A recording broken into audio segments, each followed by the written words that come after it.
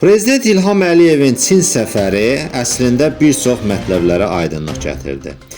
Belə ki, prezidentin Çinə səfəri hansı zamana denk gəlib buna diqqət yetirək. Birincisi, məsələnin o tərəfi aydındır ki, Mərkəzi Asiya üzərindən Qafqazdan keçməklə Türkiyəni də əhatə edən İpək yolu yenidən canlanır, orta dəhliz əhəmiyyət qazanır və belə bir məqamda Zəngəzur dəhlizinin də bu dəhlizin bir hissəsi, bir həlqəsi olaraq açılmasında Çinin təpkiləri önə çıxacaq. Bu çox aydın və dəqiqdir. Bu aspektdə Mərkəzi Asiya ölkələrinin Avropa ilə münasibətləri və Kipr üzərindən qurulan oyunların pozulması yaxın gələcəyin perspektivində görünür.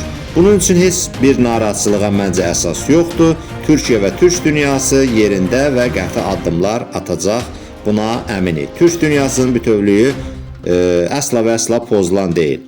Bu aspektdə Pakistan-Hindistan münasibətlərinə də qısaca toxunaq.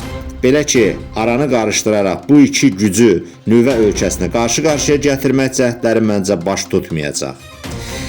Benjamin Netanyahunun Azərbaycana gözlənilən səfəri var. Səfər çox güman ki, baş tutacaq.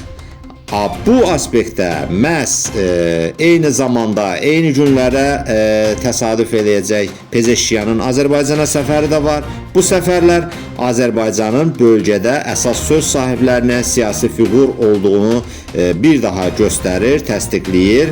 Ona görə də qısaca olaraq demək olar ki, Azərbaycan bölgənin əsas siyasi-iqtisadi güc strukturlarından və mərkəzlərindən biri olaraq qalmağa davam edəcək.